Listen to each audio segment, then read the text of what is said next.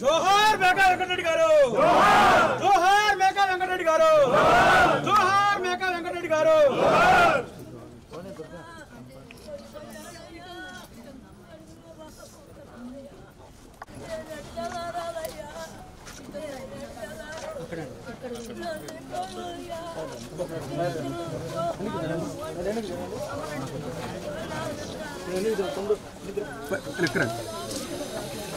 మీరు కొంచెం వెనక్కి వస్తే సార్ మాట్లాడతారు.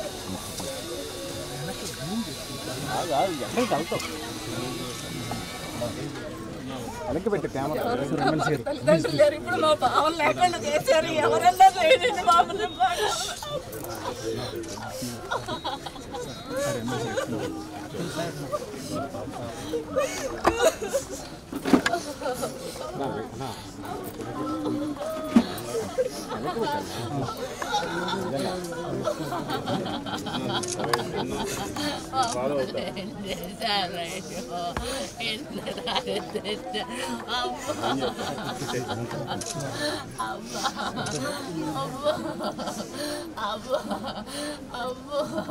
నిన్నందరూ వచ్చి ఏం కాదు చూపిద్దాం అన్నారుగా. అమ్మా తీసుకొచ్చావు. అమ్మా రోడ్డు పాలు చేసుకున్నాను అయ్యా. అమ్మా అమ్మా మనకి అమ్మా అమ్మా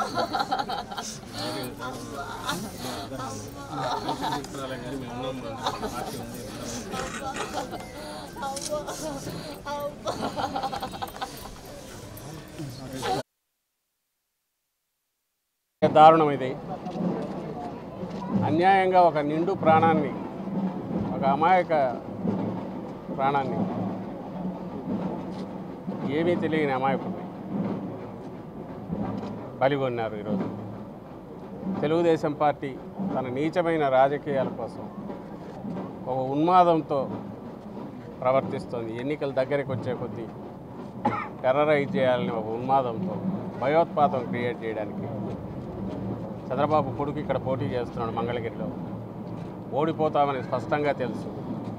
ఈ నేపథ్యంలో ఓటర్లను, వైఎస్ఆర్ కాంగ్రెస్ పార్టీ సానుభూతి పరులను, నాయకులను అందరినీ భయభ్రాంతులు చేసే ఉద్దేశ్యంతో కావాలనే దాడులకు దిగడం. ఇది రెండవదో మూడవదో, ఇది ఏకంగా ప్రాణాలు తీసేంతవరకు పోయింది. లేకపోతే మా వైపు నుంచి ప్రచారానికి వెళ్ళిన 10-15 మంది ఉన్నారు. అటువైపు నుంచి తాగి వచ్చిన అదే పనిగా కావాలని రెచ్చగొట్టే రకంగా వ్యవహరించి వేగంగా వచ్చి మోటార్ సైకిల్తో గుద్ది ప్రాణాలు పోవడానికి కారణమైన ఆ గూండాలు ఎవరైతే ఉందో, తెలుగుదేశం గూండాలు, వాళ్ళు ఏదో అనుకోకుండా జరిగింది అనుకోవడానికి వీల్లేదు. ఆ సంఘటన, ఆ దుర్ఘటన ఖచ్చితంగా దురుద్దేశంతోనే భయపెట్టాలి. ఓ ప్రాణం తీసుకునైనా సరే భయపెట్టాలని ఈ దాడికి తెగించారు. దీన్ని తీవ్రంగా పార్టీ ఖండిస్తుంది. ప్రజాస్వామ్యంలో ఇలాంటి వాటికి చోటు ఉండకూడదు. అధికారంలో ఉన్నప్పటికీ మేము, అలాగే బలమైన పార్టీ అయినప్పటికీ ఎంత సంయమనంతో, నిగ్రహంతో అనేది నిన్నటి నుంచి పార్టీ కార్యకర్తలు చూసినా లేదా నాయకులు వ్యవహరించి తీరు చూసినా అందరికీ అర్థం కావాలి, ప్రజలు కూడా అర్థం చేసుకోవాలి. బట్ ఈ నిగ్రహంగా ఉండడం అనేది చేతగానితనంగా ఎవరు అర్థం చేసుకోవద్దు అనేది గట్టిగా హెచ్చరిస్తున్నాం. నిజంగా కన్నెర్ర చేస్తే ఒక్కడు కూడా రోడ్ల మీద తిరగలేడు, తెలుగుదేశం పార్టీ నాయకులు కానీ కార్యకర్తలు కానీ. ఇది పద్ధతి కాదు. కేవలం థంపింగ్ మెజారిటీతో రాబోతున్నాము, వైఎస్ఆర్ కాంగ్రెస్ పార్టీ గెలవబోతోందనే భయంతో వాళ్ళు చేస్తున్న కుట్రలు, వాటికి మరింత ఊతం ఇచ్చే రకంగా వ్యవహరించకూడదని మేము సంయమనంతో ఉన్నాం. దీన్ని చేతగానితనంగా భావించొద్దని హెచ్చరిస్తున్నాం. అలాగే ఇది ఖచ్చితంగా హత్య. 302 కిందనే కేసు రిజిస్టర్ చేయాలి. వీ డిమాండ్ పోలీస్ అధికారులను కూడా కేసు 302 కింద రిజిస్టర్ చేసి దర్యాప్తు చేపట్టి దోషులను కఠినంగా శిక్షించే రకంగా, నిందితులను వెంటనే పట్టుకొని దోషులను కఠినంగా శిక్షించే రకంగా, భవిష్యత్తులో ఇలాంటి వాటికి ఎవరు దిగాలని భయపడే రకంగా వ్యవహరించాలని అధికారులను కూడా కోరుతున్నాం. అలాగే వెంకటరెడ్డి గారిని వెనక్కు తీసుకురాలేము.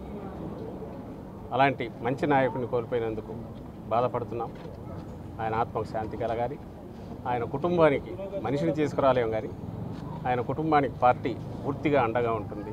పిల్లల భవిష్యత్తు విషయంలో కానీ ఆయన కుటుంబం నిలదొక్కడంలో కానీ పూర్తిగా పార్టీ అండగా ఉంటుంది. కుటుంబ సభ్యునిగా భావిస్తున్నాం. ఆయన ఆ రకమైన భరోసా కూడా ఇస్తామని కూడా మరోసారి తెలియదు. టీడీపీ ప్రత్యక్షంగా ప్రమేయం ఉన్నటువంటి ఇది ఒక 4 ఘటన అంటే హత్యాత్మం జరిగినటువంటి ఇన్సిడెంట్. కనీసమైనటువంటి పశ్చాత్తాపం వాళ్ళు ఎక్కడ కనిపించలేదు. కనీసం ఆ పార్టీ నేతలు కూడా స్పందించలేదు. దీన్ని ఎలా చూస్తారు? వాళ్ళు ఎప్పుడైతే ఇక్కడే కాదు రాష్ట్రం అంతా కూడా వాళ్ళది మీరు చూస్తే వాళ్ళు అటాక్స్ చేస్తున్నారు. వాళ్ళు విక్టిమ్స్ లాగా పోజులు ఇస్తున్నారు. వాళ్ళే దాన్ని తీసుకెళ్ళి మళ్ళీ ఎన్నికల కమిషన్లోనూ ఇంకో దగ్గర ఒత్తిడి తీసుకొస్తున్నారు. మా పరిస్థితి నిజంగా ఎట్లుందంటే ఆ పద్ధతిలో పోతున్నది మేమన్నట్టుగా వాళ్ళు చిత్రీకరిస్తుంటే బాధితుల స్థానంలో వైఎస్ఆర్ కాంగ్రెస్ పార్టీ మేము నిలబడి ఉన్నాం. ఇది ప్రజలందరూ గమనిస్తున్నారు. వీటన్నిటికి కూడా కారణం ఒకటే, నిస్పృహ. ఆఖరు దశలో ఈసారి మొత్తంగా ఆ పార్టీ కంప్లీట్గా దుకాణం బంద్ అయిపోయిన పరిస్థితిలో నేపథ్యంలో ఇంకా ఏం చేయాలనో తెలియక ఏదో ఒక రకమైన సాకు కావాలి కాబట్టి టెర్రరైజ్ చేయాలి. దీంట్లో ఎక్కడైనా మేము మా వాళ్ళు నిగ్రహం కోల్పోయో రియాక్ట్ అయితే దాన్నే చూపించి మేము దాడులు చేస్తున్నాం అనేది సానుభూతి పొందాలి. లేదా ఎన్నికల్లో ప్రశాంత వాతావరణాన్ని విచ్ఛిన్నం చేయాలి. ఆ రకమైన ఏదన్నా శవాల మీద పేలాలు వేరుకునే రకమైన మనస్తత్వం కలిగిన తెలుగుదేశం పార్టీ దీన్ని కూడా దిగజారుతోంది. అందులో భాగంగా ఇది మరీ అన్యాయమైంది. ప్రశాంతంగా నిజంగానే ఎవరైనా గమనించవచ్చు. 15 మంది మా వాళ్ళు ఉన్నారు. వాళ్ళు 4, 5, 6 వాళ్ళు వచ్చితే వాళ్ళని వెంటబడి తరమడం కొట్టడం పెద్ద కష్టం కాదు. కానీ వీళ్ళ ఉద్దేశం మా వాళ్ళదేమో ప్రశాంతంగా ఎన్నికల ప్రచారం చేసుకుంటున్నారు. డిస్టర్బ్ చేయదని రిక్వెస్ట్ చేశారు. ఎవరి ప్రచారం వాళ్ళు చేసుకోవచ్చు. అలాంటిది కావాలనే వాళ్ళ చుట్టూ బైకులతో చక్కర్లు కొట్టు మళ్ళీ వేగంగా వచ్చి గుద్ది ఓ ప్రాణం పోవడానికి కారణమయ్యారంటే ఇది ఖచ్చితంగా పథకం ప్రకారం జరిగింది. 4 రోజుల ముందే ఇంకా మర్చిపోలే. ముఖ్యమంత్రి గారి మీద సాక్షాత్తు ముఖ్యమంత్రి గారి మీదే దాడి చేశారు. ఈరోజు ఇది అంటే ఎక్కడికి తీసుకుపోవాలనుకుంటున్నారు? ఎన్నికలు అనేవి ఇవే ఇట్లన్నా జరగాల్సింది. మీరన్న ఇన్సిడెంట్స్ కొన్ని ఎక్కడో బయట జరిగినాయి. ముఖ్యమంత్రి గారి మీదే దాడి జరిగింది. దాన్ని కూడా హేళనగా మాట్లాడుతున్నారు. అంటే ఎంతకు సహనం వహించి ఓర్చుకునే కొద్దీ మా పార్టీ నాయకులు వైఎస్ఆర్ కాంగ్రెస్ పార్టీ నాయకులు కానీ కార్యకర్తలు కానీ దాన్ని అలుసుగా తీసుకొని మరింత రెచ్చగొడుతున్నారు. అందులో భాగంగానే ఇది మరి అన్యాయంగా ఈరోజు ఈ సంఘటన జరిగింది. ఆ రోజు ముఖ్యమంత్రి గారికి కూడా ఆ రాయి కొంచెం పక్కన తగిలింటే ఏమయ్యేదని ఊహిస్తే ఒళ్ళు జలధరిస్తుంది, భయం వేస్తుంది. కానీ వాళ్ళకి సిగ్గు లేకుండా వాళ్ళు దాన్ని డ్రామా అంటారు. అంతవరకు దిగజారి వ్యవహరిస్తున్నారు.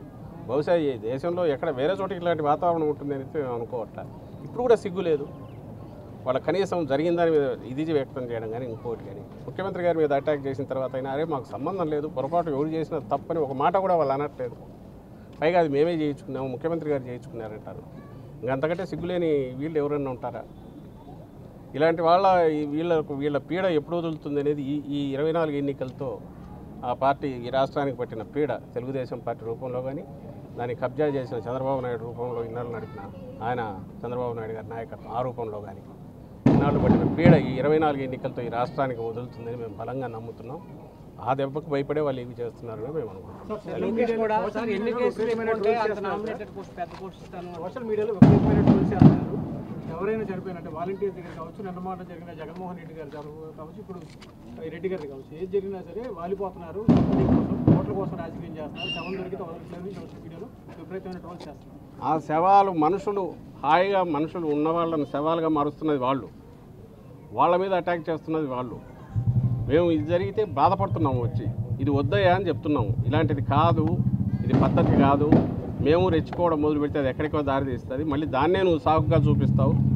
ఎన్నికలు సరైన దీంట్లో జరగట్లేదని దానికి ఇంకోదానికి ఏదో తీసుకెళ్తావు. ఇంకోంటే గవర్నర్ దగ్గరికి పోతావు, ఇంకోటి దగ్గరికి పోతావు అని తెలుగుదేశం పార్టీకి దాన్ని ఏమంటారు దండం పెట్టి మరీ చెప్తున్నాం ఇది పద్ధతి కాదని. కానీ ఇదే పద్ధతిలో వాళ్ళు పోతే రియాక్షన్గా వేరే రకంగా ఉంటే వాళ్ళు తట్టుకోలేరు. అది వాళ్ళు గుర్తించాలి. వాళ్ళ ఎవరైతే విచ్చలవిడిగా వ్యవహరిస్తున్నారో ఆ పార్టీ కార్యకర్తలు కానీ వాళ్ళు గుర్తించాలి. ప్రజలైతే గమనిస్తున్నారు. ఈ 20 రోజులు ఇలాంటిది మళ్ళీ ఇంకా వాళ్ళు చాలా చేసే ప్రయత్నం చేస్తారు. ఎక్కడికక్కడ అందరూ అప్రమత్తంగా ఉండాలి. అట్లాగే సమయం కూడా కోల్పోవద్దని కూడా పార్టీ కార్యకర్తలకు కానీ నాయకులకు కానీ అందరికీ సానుభూతిపరులకు విజ్ఞప్తి చేస్తున్నాం. నేను ఇంతకుముందు అన్నట్టు ఇది ఆఖరి ఎన్నికలు తెలుగుదేశం పార్టీకి.